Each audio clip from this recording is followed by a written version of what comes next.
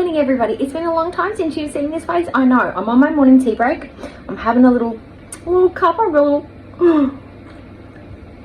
little 10-minute tea break. So I thought I'd pop in and just give my useless words of insight, wisdom, thoughts, dumb nuggets, my own personal dumb nuggets. Now, Foodie's gone through all this stuff. She's now been sent to the obesity clinic. She's now doing shots of insulin for funsies online with no educational basis behind it. She's going to go and do her diabetic education, which you'd think it'd be one of the first things that she would have done, like not just Googling TikTok and listening to idiots on Instagram. You'd actually go and do a seminar or a Zoom. Like, if you don't like people, go and do a Zoom call. Find things out. If you can order food, you can find yourself a Zoom diabetic education course. Now, she's been given a ticket. She hasn't signed herself up for it yet, as far as we know.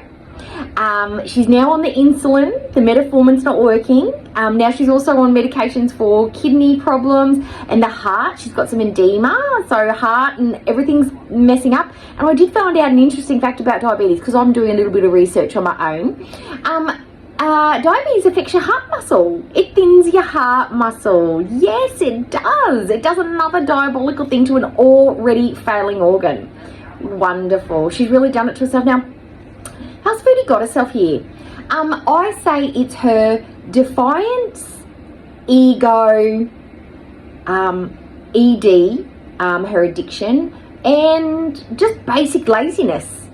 And not caring, basically just not caring about herself. Now, somebody who even gets to pre-diabetics, what have they done? Changed the diet, started to exercise, lost the weight, and consult with their doctor. What does Foodie do? Eats away through pre-diabetes into type 2 diabetes.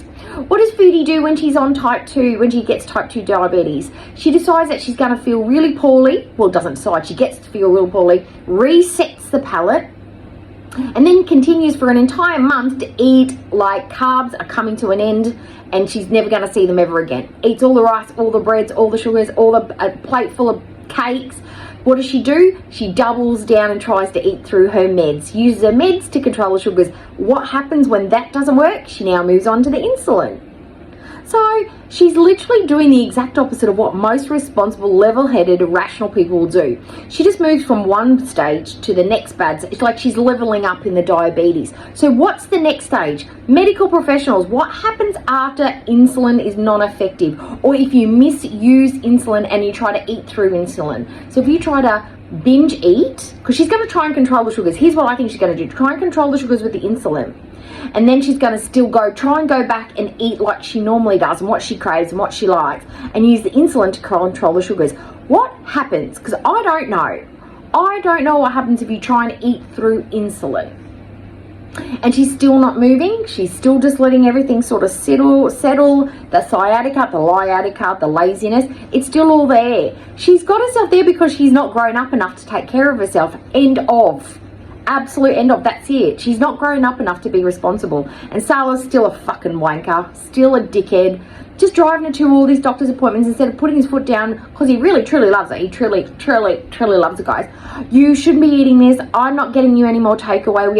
We are going to the dietitian. We are going to a nutritionist. We're actually going to get maybe the nice lady next door, or we're going to look at a service that does diabetic foods, or we're going to get someone to come in and prep the food and clean the house because you are too poorly. Until you get better, I'm going to make sure this happens. A proactive partner would take the reins, because Foodie can't.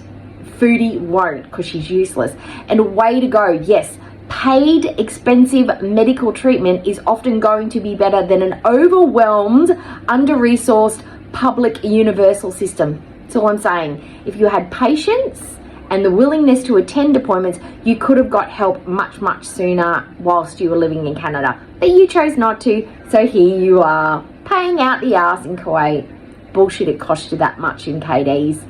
That would have cost you a couple of $100, a couple of $1,000 even, to get all that testing done and to get in to see a specialist quickly. But anyway, enjoy Kuwait, enjoy the summer, enjoy your rice, enjoy your cakes, enjoy your insulin. That's got to be fun. That's got to be fun. Yeah. For someone who is anti-medicine and hates taking tablets, how's that injection a couple of times a day? And thanks for telling us your dose, because once we know that it's 15 units of whatever you've got to take. Now we can figure out to the accuracy of your body weight. Yay! Thanks for telling us. Anyway, guys, nice to see you again. I hope it was nice to see me again, and I hope everyone has a great day. Except you, foodie, eat some low carb, gluten free, sugar free, taste free, flavor free, non gooey, numb, gummy, easy to swallow dicks. Bye.